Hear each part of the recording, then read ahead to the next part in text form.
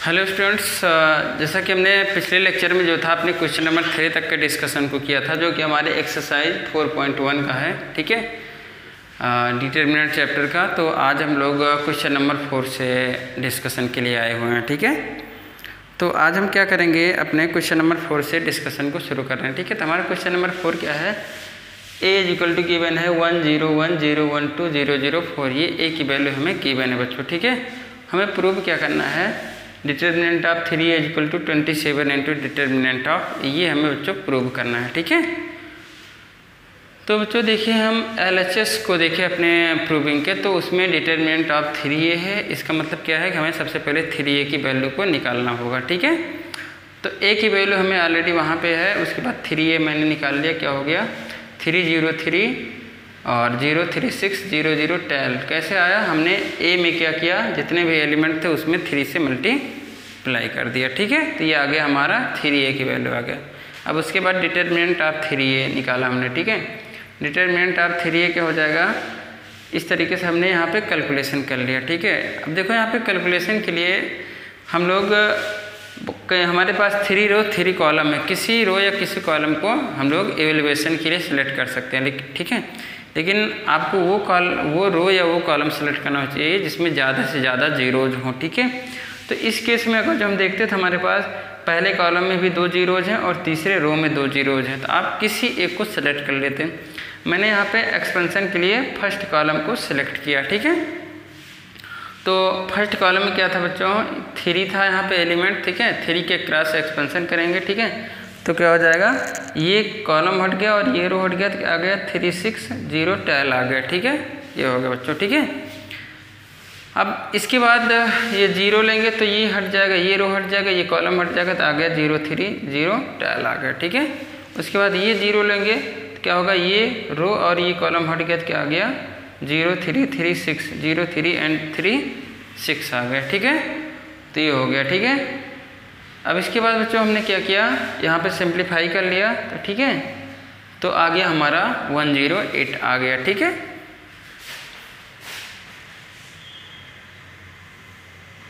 आ गया। ठीक है, अब देखो RHS में बच्चों देखो, तो हमारे पास निकालना क्या है, determinant 27 into determinant of a। ठीक है, अब डिटर्मिनेंट ऑफ a सबसे पहले कन्वर्ट कर लेंगे, ये मैट्रिक्स था, इसको डिटर्मिनेंट के फॉर्म में कन्वर्ट कर लिया हमने। ठीक है, तो ये हो गया डिटर्मिनेंट a की वैल्यू। ठीक है, अब इसको हम लोग सॉल्व करेंगे। ठीक है, तो फिर से वही रूल है, हमने पहले कॉलम को सिलेक्ट किया सॉल्व करने के लिए, क्योंकि पहले कॉलम में हमारे पास 2 जीरोज मिल जा रहे हैं। ठीक है, तो 1 के अक्रॉस एक्सपेंशन करेंगे तो क्या होगा, ये हट जाएंगे, फर्स्ट कॉलम फर्स्ट रो हटा, तो क्या बचा 1 2 0 4 बचा। ठीक है, देखिए बच्चों आगे क्या है यहाँ पे स्टूडेंट्स, ये 0 है, ये 0 है, इस 0 और इस 0 के अक्रॉस हमने एक्सपेंशन को नहीं लिखा है। ठीक है, क्योंकि वो ऑलरेडी 0 हो जाएंगे ओवरऑल, तो उसको लिखने से यहाँ पे कोई बेनिफिट नहीं होने वाला है। ठीक है, तो ये आ गया कुल मिला के, तो डिटर्मिनेंट a की वैल्यू क्या आ गई, 4 आ गई। ठीक है, अब हमें क्या निकालना है, 27 इंटू डिटर्मिनेंट a। ठीक है,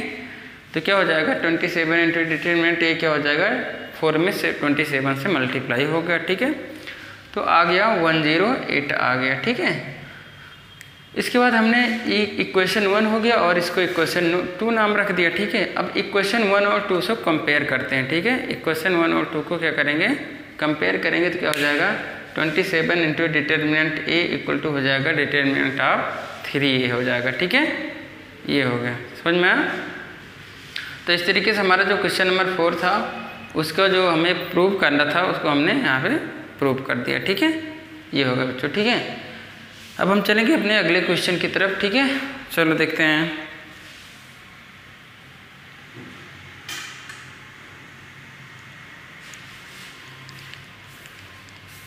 ठीक है,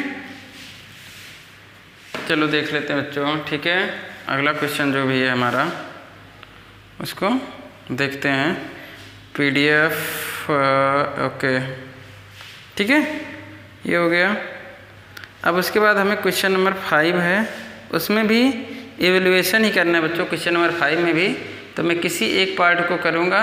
ठीक है, उसके बाद अदर पार्ट्स आप खुद से कर लीजिएगा। ठीक है कि नहीं, मैं किसी एक पार्ट को वहाँ पे सॉल्व करूँगा। ठीक है, तो क्वेश्चन नंबर 5 चलिए बच्चों हम लोग नोट करते हैं पहले, ठीक है। तो है क्या इसमें हमारे पास है, क्वेश्चन नंबर 5 में करना क्या है, इवेलुएट करना है, ठीक है। इसको क्या करना है, इवेलुएट करना है। इसमें क्वेश्चन नंबर 5 में बच्चों हमारे पास 4 पार्ट हैं, 4 पार्ट्स हैं, ठीक है। तो मैं किसी एक पार्ट को कर रहा हूँ और अदर 3 पार्ट्स आप खुद से कर लीजिएगा, ठीक है। हाँ, तो पहला कुछ पार्ट है बच्चों, चलो हम पहले पार्ट को ही सिलेक्ट कर लेते हैं, ठीक है। पहला पार्ट है हमारे पास 3 - 1 - 2 0 0 -1 3 -5 0, ठीक है। इसको हमें इवेलुएट करना बच्चों, ठीक है। तो देखो इवेलुएशन के लिए हमारा एम होता क्या है, हम उस रो या उस कॉलम को सिलेक्ट करते हैं जिसमें मैक्सिमम नंबर ऑफ जीरोज हों, ठीक है। तो अगर जो इस डिटर्मिनेंट को हम ऑब्जर्व करें तो हमारे पास जो दूसरा रो है उसमें 2 जीरोज हैं, ठीक है। 2 जीरोज हैं वहाँ पे दूसरे रो में, ठीक है। तो इसी दूसरे रो को हम लोग क्या करेंगे, सेलेक्ट करने वाले हैं, ठीक है, क्योंकि इससे आसानी होगी इवेल्युएशन में, ठीक है। तो चलो बच्चों देखो ये 0 और ये 0 के क्रॉस एक्सपेंशन चलो लिख लो, कोई दिक्कत नहीं। क्या हो जाएगा, यहाँ पे आ जाएगा 0। हम लोग लिख कर रहे हैं क्या, एक्सपेंडिंग लिख देते हैं यहाँ पे, एक्सपेंडिंग अक्रॉस R2, जो रो 2 है उसके क्रॉस हम लोग क्या कर रहे हैं, इसका एक्सपेंशन कर रहे हैं, दूसरे रो के क्रॉस एक्सपेंशन कर रहे हैं बच्चों, ठीक है। तो क्या आ जाएगा हमारा यहाँ पे 0, ठीक है। इसको रिमूव किया, ठीक है, ये रिमूव हुआ, क्या आ गया -1 -2 -5 0 आ गया, ठीक है। इस 0 के क्रॉस एक्सपेंशन करेंगे। अच्छा ये 0 प्लस में लिखा जाएगा कि माइनस में लिखा जाएगा बच्चों, ठीक है। तो ये किस पोजीशन पे था, ये फर्स्ट कॉलम में है और सेकंड रो में है, तो सेकंड प्लस फर्स्ट 3 हो गया, तो यहाँ पे क्या आ जाएगा, नेगेटिव लिखा जाएगा, ठीक है। और ये हमारा जो ये 0 है ये किस पोजीशन पे है, ये आपका सेकंड रो में है, सेकंड कॉलम में भी है, ठीक है। तो ये क्या लिखा जाएगा, पॉजिटिव लिखा जाएगा, ठीक है, +0। और क्या आ जाएगा यहाँ पे, इस सेकंड कॉलम को हटा दिया, सेकंड रो को हटा दिया, क्या आ गया 3 -2 3 0 आ गया, ठीक है। इतना हो गया, ठीक है बच्चों। अब देखिए -1 है, ठीक है बच्चों। तो -1 किस पोजीशन पे है, ये हम देखें तो सेकंड रो में है और थर्ड कॉलम में है, ठीक है। तो 3 + 2 5 होने की वजह से क्या लिखा जाएगा, माइनस की जाए, तो -1 और क्या हो जाएगा, इसके क्रॉस इस रो को हटा दिया, इस कॉलम को हटा दिया, क्या आ गया 3 - 1 और 3 - 5 हो गया, ठीक है। ये आ गया, ठीक है, इतना हो गया, ठीक है। चलो अब इसको देखिए, 0 का मल्टीप्लाई इसमें होगा 0 आएगा, 0 का मल्टीप्लाई इसमें भी होगा 0 ही आएगा, ठीक है। तो इससे यहाँ से 0 आ गया, यहाँ से भी 0 आ गया, ठीक है। अब इसका क्या हो जाएगा, माइनस का मल्टीप्लाई प्लस हो गया, ठीक है, प्लस। अब देखो क्या बचेगा, 3 × 5 = 15, तो यहाँ आ गया -15, ठीक है। और ये क्या हो जाएगा -3, तो हो जाएगा +3 लिखेंगे इसको, ठीक है। देखिए इधर वाले मल्टीप्लाई को माइनस आएगा तो प्लस लिखेंगे, प्लस आएगा तो माइनस लिखेंगे, ठीक है। ये हो गया, ठीक है हमारा। तो ओवरऑल क्या आ गया बच्चों, हमारा -15 + 3 क्या आ गया, -12 आ गया, ठीक है। क्या आ गया, -12 आ गया, ठीक है। तो 5th के फर्स्ट पार्ट का आंसर क्या आ गया, -12 आ गया, ठीक है। ये हो गया, समझ में आया बच्चों। इस तरीके से आप 5th के हर एक पार्ट को कर सकते हैं। तो चलो मैं सोच रहा हूँ कि आपको ऐसे पार्ट लेता हूँ मैं जिसमें जीरोज कम हो, ठीक है, जिसमें नंबर ऑफ जीरोज क्या हो, कम हो। तो मैं सेलेक्ट करता हूँ इसके लिए आपके पार्ट 2 को, पार्ट 2 5 का जो पार्ट 2 है उसको लेता हूँ, ठीक है। पार्ट 2 को ही मैं यहाँ पे सेलेक्ट कर ले रहा हूँ, ठीक है। तो पार्ट 2 में देखिए क्या है, पार्ट 2 में हमारे पास है गिवन है मैट्रिक्स, जो डिटर्मिनेंट है वो हमारे पास कुछ इस तरीके से 3 - 4 5, ठीक है, 1 1 -2, ठीक है। उसके बाद क्या है 2 3, ये हमारा डिटर्मिनेंट है, ठीक है। तो चलो अब इसमें तो देखो बच्चों ना कोई जीरो यहाँ पे है ही नहीं, तो आप इसका एक्सपेंशन किसी भी रो या किसी भी कॉलम के क्रॉस कर सकते हैं, ठीक है।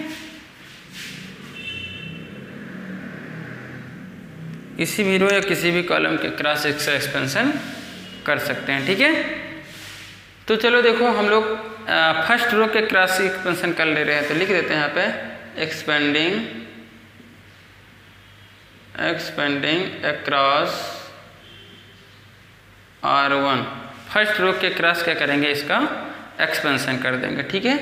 तो क्या जाएगा, देखो यहाँ पे आएगा हमारे पास 3 को प्लस में लिखेंगे और ये हटा क्या बचा 1 - 2 3 और 1 बच गया, ठीक है कि नहीं। उसके बाद -4 को लेंगे तो -4 क्या होता है, साइन चेंज हो जाएगा इसका, तो हो जाएगा +4। क्यों साइन चेंज हो रहा है बच्चों, क्योंकि ये पहले रो और दूसरे कॉलम में है, तो 1 + 2 3 ऑड हो गया, ऑड पोजीशन पे साइन चेंज हो जाता है, ठीक है।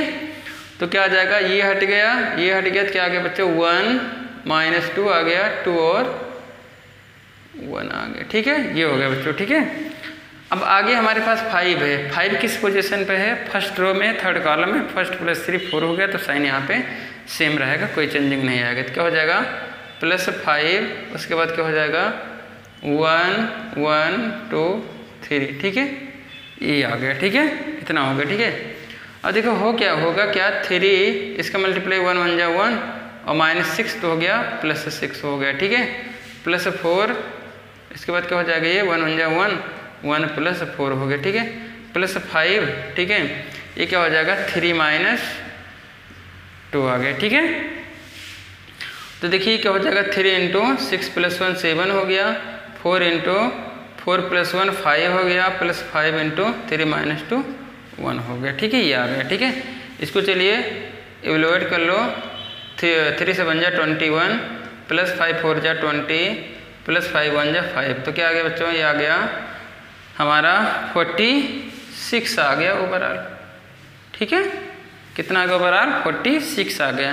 तो ये हमारे सेकंड पार्ट का आंसर होगा, ठीक है। तो इस तरीके से देखिए हमने इवेलुएट करने के कई तरीके के क्वेश्चन ले लिए। एक तो मैंने आपको जब इंट्रोडक्शन कराया था उसमें भी हमने एक क्वेश्चन लिया था, इवेलुएट किया था, ठीक है। उसके बाद हमने जो एक्सरसाइज में आया उसमें भी हमने इन क्वेश्चनों को, क्वेश्चन नंबर 5 में भी 2 पार्ट हैं, क्वेश्चन नंबर 1 में इवेलुएशन का था, ठीक है। तो इस तरीके से आपको इवेलुएशन का कॉन्सेप्ट तो पता ही चल गया होगा, ठीक है, कि हम लोग उस रो को या उस कॉलम को सिलेक्ट करते हैं इवेलुएशन के लिए जिसमें ज़्यादा से ज़्यादा जीरोज हों, क्योंकि नंबर आप 0 होने से मल्टीप्लाई करने पे 0 हो जाएंगे क्वांटिटीज़, तो वहाँ पे सिंप्लीफिकेशन बहुत आसानी से हो जाएगा, ठीक है। ये हो जाएगा, ठीक है। उसके बाद क्या करेंगे हमने उसको भी सिलेक्ट किया जिसमें जीरोज नहीं थे हमारे पास, जैसे इस क्वेश्चन में कहीं जीरोज है ही नहीं, तो इसको भी हमने क्या आपको सॉल्व करने के लिए बताया, ठीक है। तो ये हो गया बच्चों, ठीक है। चलिए बच्चों अब हम लोग अगले क्वेश्चन की तरफ मूव करते हैं, ठीक है। तो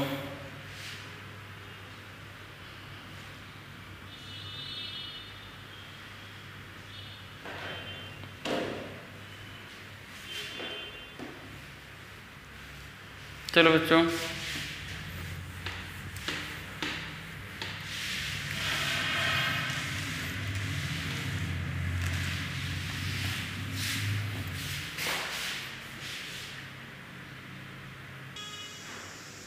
चलो ठीक है बच्चों, अब अगले क्वेश्चन की तरफ हम लोग टर्न करते हैं, ठीक है। तो है क्या हमारा क्वेश्चन नंबर 6 है। 6 भी यही है, कुछ नहीं उसमें। 7 चलिए देखते हैं, 7 नंबर क्वेश्चन है। 6 आप आराम से कर सकते हैं बच्चों, एवेल्युएशन ही करना है, ठीक है। अब हम चलेंगे क्वेश्चन नंबर 7 पे, ठीक है। हमें इसमें क्या कहा गया है, फाइंड वैल्यूज ऑफ x, लिखा है इफ़ के बाद लिखा है पहले पार्ट में क्या है बच्चों, पहले पार्ट में लिखा गया है डिटर्मिनेंट ऑफ 2 4 5 1। 2 4 यहाँ पे 5 है, 1 है, इज इक्वल टू क्या गिवन है 2x है, उसके बाद 4 है, फिर उसके बाद 6 है, फिर x है, ठीक है। ये हो गया, ठीक है। चलो इसके बाद देखते हैं क्या हो जाएगा बच्चों, ठीक है। अब दो डिटर्मिनेंट इक्वल हैं तो मतलब उनको एवेलुएट करने पे क्या आ जाएगा, इक्वल कर देंगे। ठीक है, तो इसका एवेलुएशन क्या हो जाएगा, 2 1 जा 2 और 5 4 जा 20, तो 2 - 20 इज इक्वल टू हो क्या गया, इधर से 2x और x का मल्टीप्लाई क्या हो जाएगा बच्चों, 2x² - 6 4 जा 24, ये आ जाएगा बच्चों। ठीक है, इतना हो गया। ठीक है, अब 2 - 20 क्या हो जाएगा बच्चों, -18 हो गया, इधर क्या हो गया 2x² - 24 हो गया। ठीक है, अब 2x² इज इक्वल टू क्या आ जाएगा बच्चों, 24 को इधर भेज देंगे तो -18 + 24 इक्वल टू क्या आ जाएगा बच्चों, 6 आ जाएगा। 2x² इज इक्वल टू हो गया 6, तो x² इज इक्वल टू क्या हो गया बच्चों, 3 हो गया। x² की वैल्यू क्या आ गई, 3 आ गई। ठीक है, तो x की वैल्यू क्या हो जाएगी बच्चों, x की वैल्यू आ जाएगी ±√3, ये हो गया x की वैल्यू। ठीक है, अब चलो ये तो पहले पार्ट में x की वैल्यू आ गई। ठीक है, अब चलो दूसरा पार्ट लेते हैं। दूसरा पार्ट क्या है इसका, दूसरा पार्ट है हमें गिवन है determinant of 2 3 4 5 is equal to, इधर क्या गिवन है, x3 2x 5। ठीक है, ये हो गया। ठीक है, चलो बच्चों तो क्या हो जाएगा यहाँ पे, इसका वैल्यूएशन क्या हो जाएगा, 5 2 जा 10, 10 - 12, इधर क्या हो जाएगा 5x - 6x हो जाएगा। ठीक है, तो 10 में से 12 जाएगा बच्चों, बचेगा -2, इधर क्या बचेगा 5x में से 6x जाएगा तो क्या बचेगा -x बचेगा, माइनस से कैंसिल होगा तो क्या आ गया, x की वैल्यू क्या आ गई बच्चों, 2 आ गई, x की वैल्यू आ गई 2। ठीक है, तो ये हो गया। ठीक है, तो इस तरीके से क्वेश्चन नंबर 7 के पार्ट 1 और पार्ट 2 को भी हमने डिस्कस कर लिया। देखते हैं अब अगला क्वेश्चन क्या है बच्चों। अगला क्वेश्चन है हमारा ऑप्शनल है, उसमें भी जो क्वेश्चन नंबर 8 है वो MCQ टाइप क्वेश्चन है। उसमें क्या गिवन है, if determinant of x to 18x is equal to क्या गिवन है बच्चों, 6 to 18 6। तो बच्चों हमें x की वैल्यू यहाँ से बताना है। ठीक है, अब देखो बच्चों क्या हो जाएगा, यहाँ x और x का मल्टीप्लाई हो जाएगा x², 18 2 जा 36 हो गया। ठीक है, अब इधर क्या हो जाएगा, 6 और 6 का मल्टीप्लाई 36 और 8 हो जा 36 आ गया। ठीक है, चलो और सिंप्लीफाई कर लो तो इधर क्या आ जाएगा, x² - 36, इधर बन जाएगा 0 बन जाएगा। ठीक है, x² - 36 इक्वल टू आ गया 0। ठीक है, तो देखो क्या हो जाएगा, x² इज इक्वल टू क्या हो जाएगा 36 हो गया, x क्या हो जाएगा बच्चों ±√36 हो गया। ठीक है, अब x क्या आ जाएगा, 36 का रूट क्या होता है बच्चों 6 होता है। ठीक है, x की वैल्यू आगे ±6 हो जाएगी। ठीक है, तो जो कि हमारे ऑप्शन नंबर कितने में दिया है बच्चों, option number B, option number B ही हमारा क्या हो जाएगा, करेक्ट आंसर हो जाएगा, जो हमारा बी पार्ट है। क्वेश्चन नंबर 8 का बी ऑप्शन क्या हो जाएगा, करेक्ट आंसर हो जाएगा। ठीक है, इस तरीके से ये हो गया, क्वेश्चन नंबर 8 भी हो गया। ठीक है बच्चों, अब स्टूडेंट्स हमारे डिटर्मिनेंट का एक बहुत ही इम्पॉर्टेंट पोर्शन शुरू होने वाला है। ठीक है, ये समझ लीजिए जो अभी हम टॉपिक शुरू कर रहे हैं, ठीक है, वो किसी भी डिटर्मिनेंट चैप्टर का क्या होता है, सबसे मेन टॉपिक होता है। ठीक है, तो चलो शुरू करते हैं, देखते हैं। ठीक है, चलो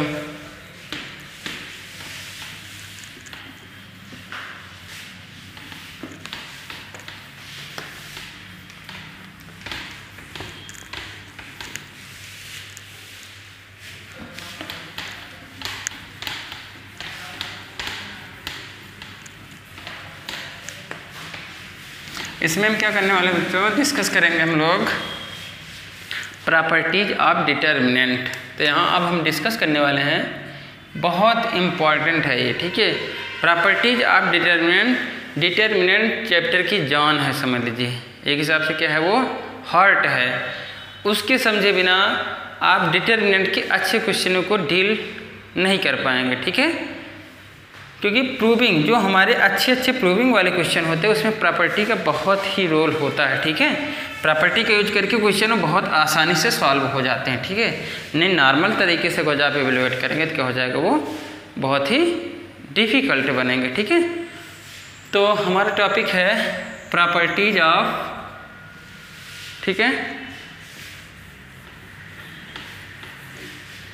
properties of determinant, properties of determinant, ठीक है।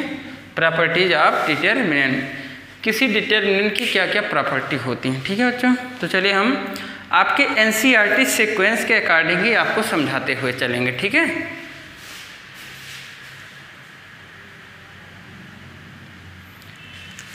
हम आपको आपके एनसीईआरटी सीक्वेंस के अकॉर्डिंग ही चलेंगे, जिससे कि आप जब एनसीईआरटी से रिवीजन करें तो वो आपको समझने में प्रॉब्लम ना हो।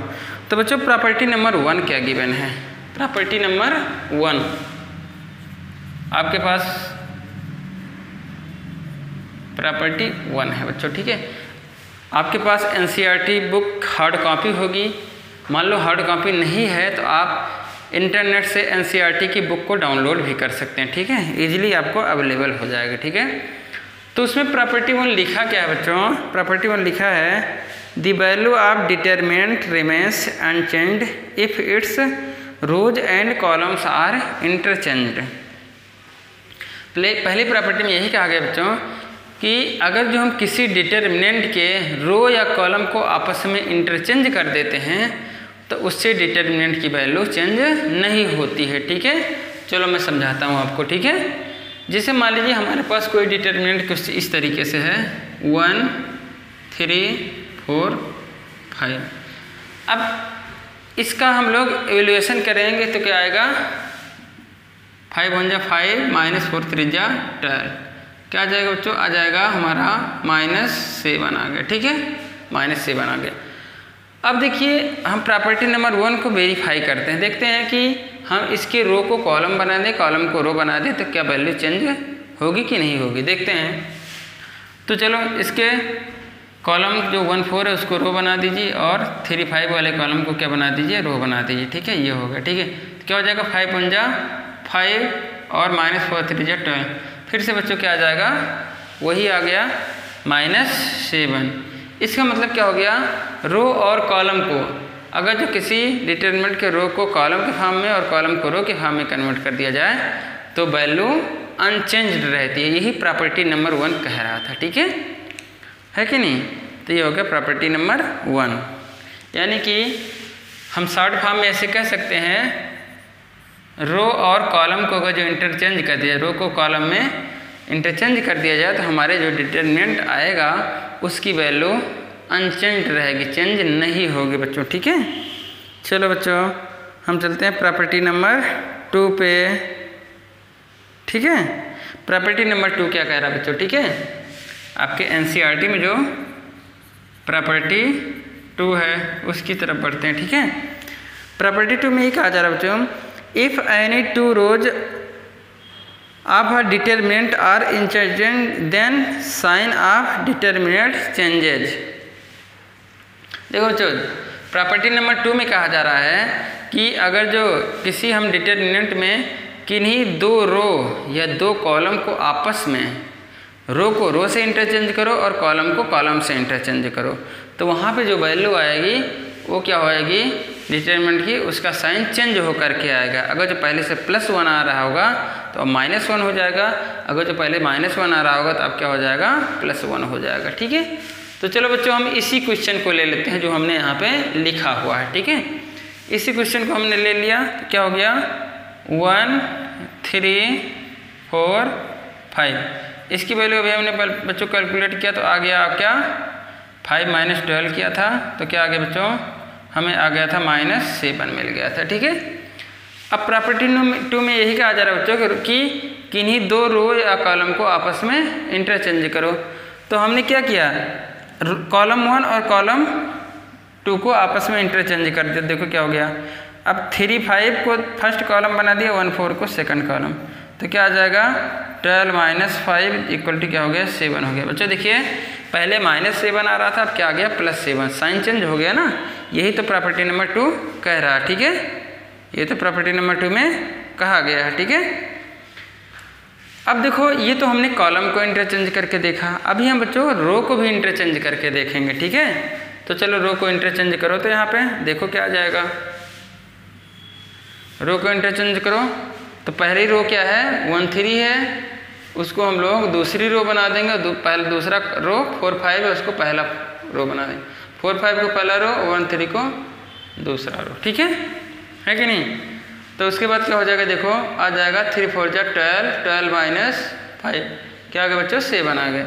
तो ओरिजिनल जो मैट्रिक्स है वो डिटरमिनेंट है उसकी वैल्यू आ रही है क्या -7, लेकिन जब इंटरचेंज कर रहे हैं तो आ जा रही है +7, ठीक है। तो इसका मतलब प्रॉपर्टी 2 वेरीफाई हो गई कि किन्हीं 2 रो या 2 कॉलम को आपस में इंटरचेंज करो तो क्या होता है जो डिटरमिनेंट है उसकी साइन चेंज हो जाती है। न्यूमेरिकल वैल्यू तो सेम रहेगी बच्चों, न्यूमेरिकल वैल्यू 7 यहाँ भी है 7 यहाँ भी है, बट चेंजिंग किस में आ रही है साइन में चेंजिंग आ रही है, ठीक है। चलो बच्चों कुछ प्रॉपर्टी नंबर 3 पे आ जाते हैं। किस पे आएंगे प्रॉपर्टी नंबर 3 पे देखते हैं। प्रॉपर्टी नंबर 3 में क्या कहा जा रहा है, प्रॉपर्टी 3, ठीक है। प्रॉपर्टी 3 में बच्चों क्या कहा गया है, कहा गया है if any 2 rows of a determinant are identical, ठीक है। प्रॉपर्टी 3 में ये कहा जा रहा है बच्चों कि अगर जो किसी डिटरमिनेंट के किन्हीं 2 रो या किन्हीं 2 कॉलम क्या हैं आइडेंटिकल हैं, सेम है, 2 रो या 2 कॉलम आइडेंटिकल हैं तो डिटरमिनेंट की वैल्यू क्या होती है बच्चों 0 होती है, ठीक है। चलो मैं आपको इसको एग्जांपल से समझाता हूँ कि कैसे 0 होती है, ठीक है। मैंने कोई बच्चों ले लिया डिटरमिनेंट इस तरीके से 1 2 3 और ये ले लिया 5 -6 7 और थर्ड रो भी क्या ले लिया मैंने 1 2 3 ले लिया बच्चों, ठीक है। अब देखो इसकी वैल्यू 0 आ जानी चाहिए प्रॉपर्टी के अकॉर्डिंग, ठीक है।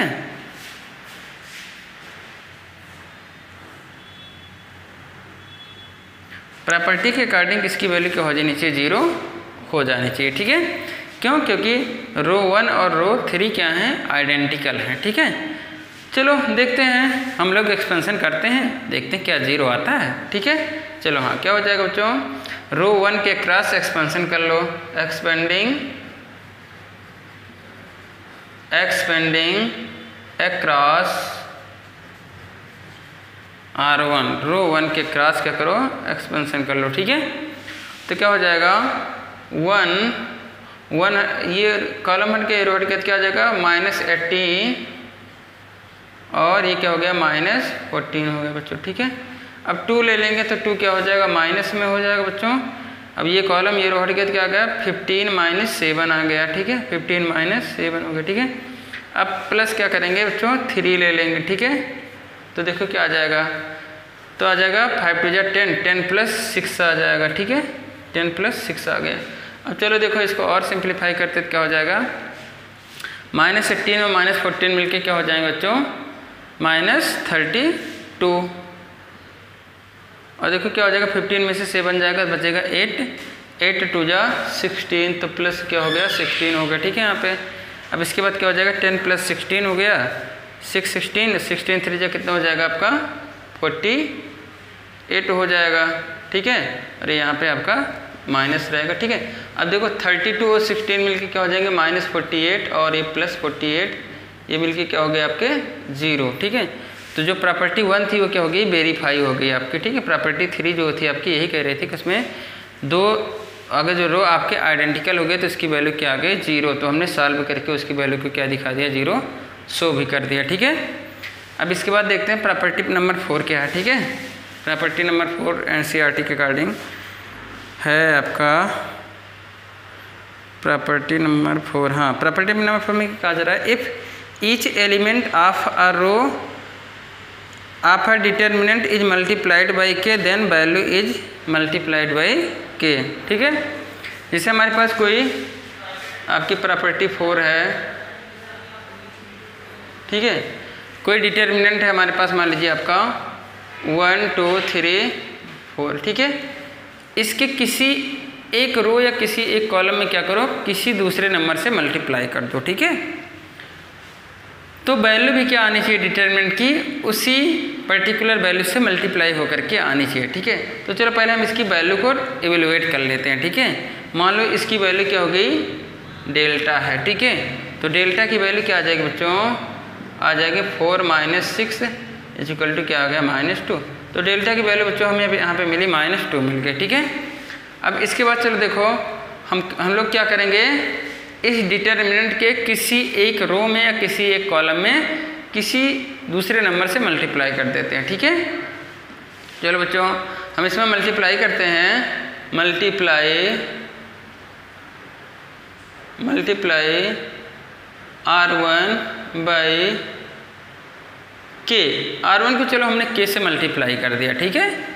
तो अब वैल्यू क्या हो जाएगी इसकी डिटरमिनेंट की, हो जाएगी K 2K 3 4, ये आ गई, ठीक है।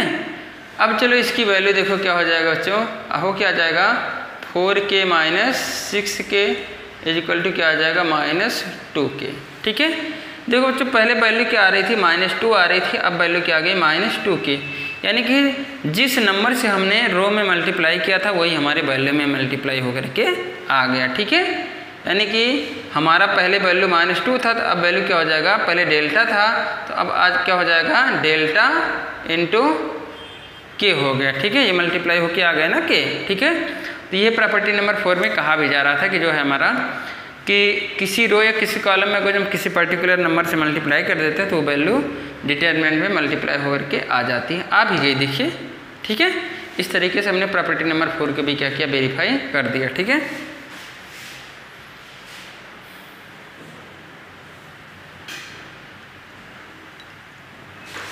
ठीक है। चलो बच्चों अब हम चलेंगे अपने प्रॉपर्टी नंबर नेक्स्ट प्रॉपर्टी की तरफ, जो कि है हमारी प्रॉपर्टी नंबर 5, ठीक है।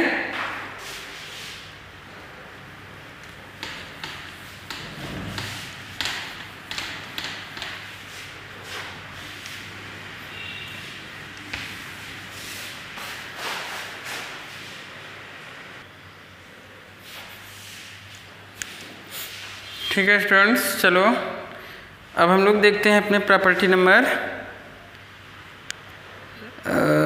3 हो गया, 4 भी हो गया, प्रॉपर्टी नंबर 5 हो गया, ठीक है।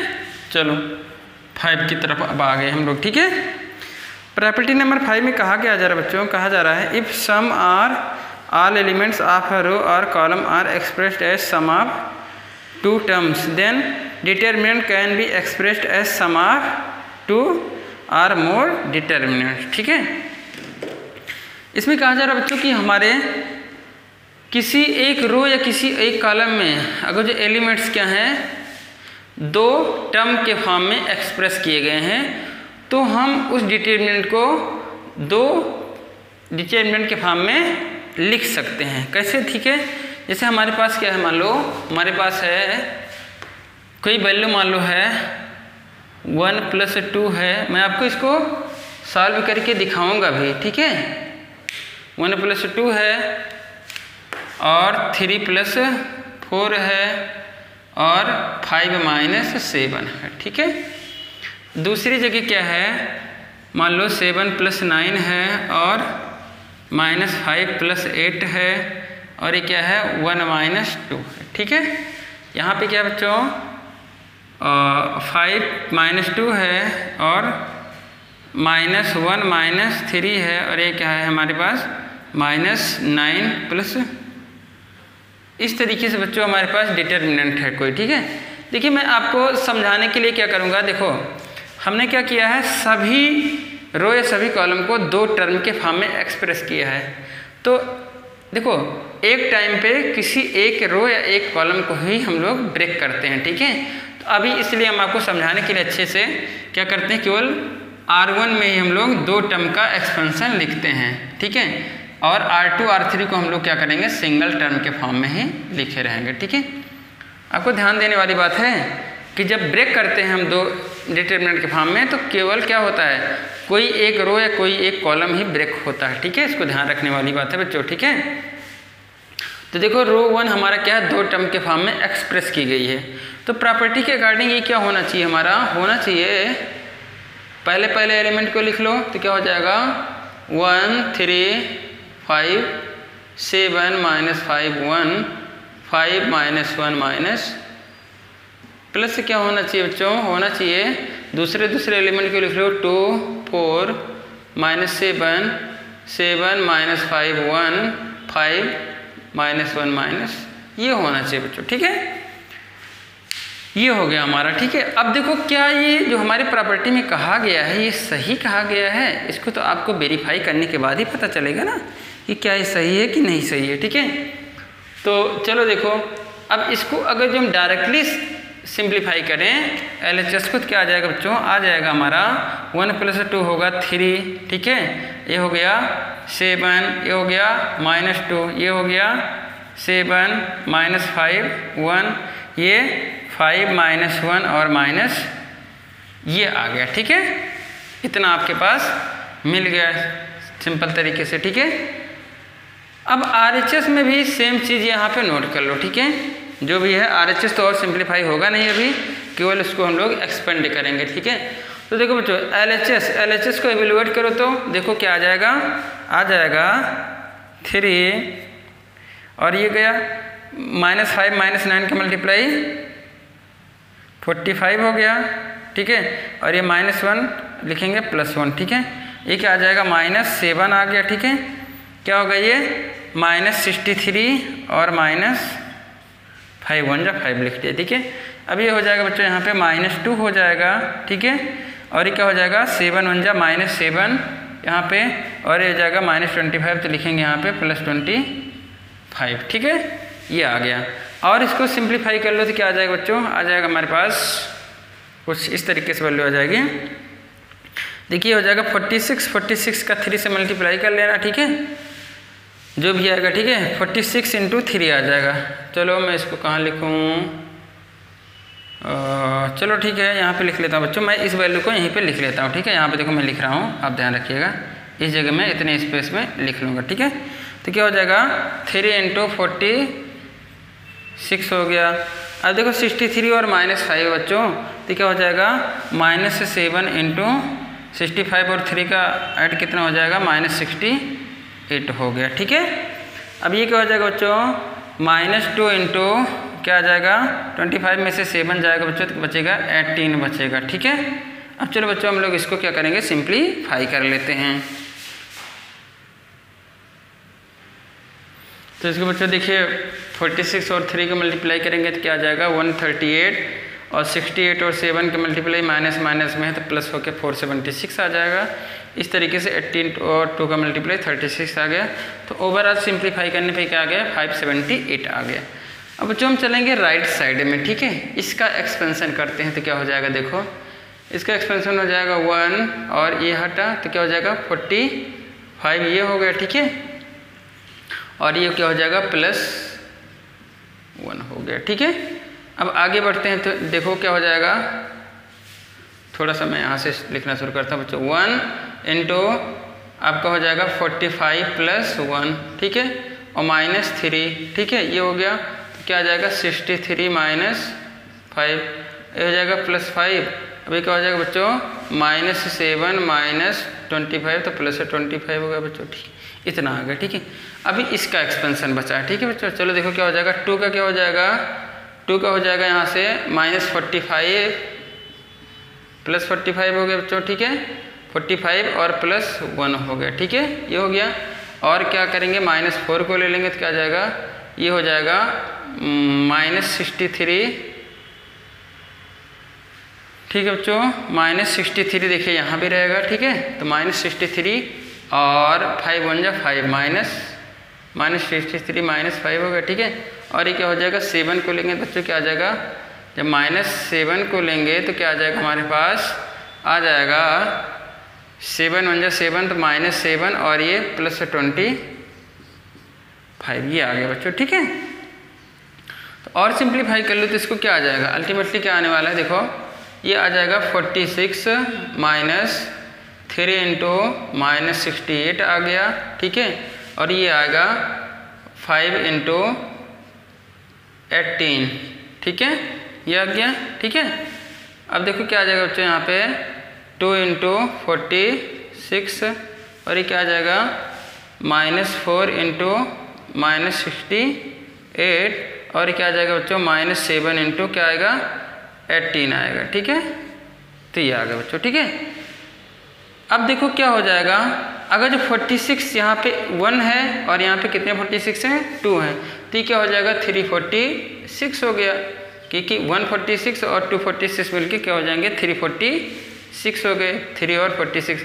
अब देखो बच्चों सेम यहाँ पे -4 और -3 मिलके -7 इंटू -68 हो गया, ठीक है।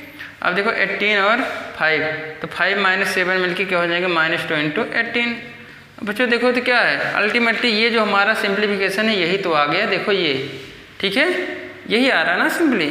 तो ये भी क्या हो जाएगा बच्चों, हो जाएगा 138 + 476 -36, तो ओवरऑल सिंप्लीफाई के होके क्या आ जाएगा बच्चों 578 आ जाएगा, ठीक है। इस तरीके से हमारी प्रॉपर्टी नंबर 5 वेरीफाई हो गई, ठीक है। प्रॉपर्टी नंबर 5 में यही कहा गया था, अगर हमारे कोई रो या कोई 2 कॉलम, ठीक है, 2 टर्म के फॉर्म में लिखे गए तो उनको हम लोग अलग अलग फॉर्म में एक्सप्रेस कर सकते हैं, ठीक है। ओके बच्चों, तो ये रहा हमने प्रॉपर्टी नंबर 5 तक डिस्कस किया था बच्चों। अब अगले लेक्चर में हम देखेंगे अगली प्रॉपर्टी, जो बची हुई प्रॉपर्टीज हैं उनको देखेंगे, ठीक है। उसके बाद क्या करेंगे हम लोग, क्वेश्चन सॉल्व करेंगे, ठीक है, प्रॉपर्टी का यूज करते हुए। Okay, thanks for watching the video.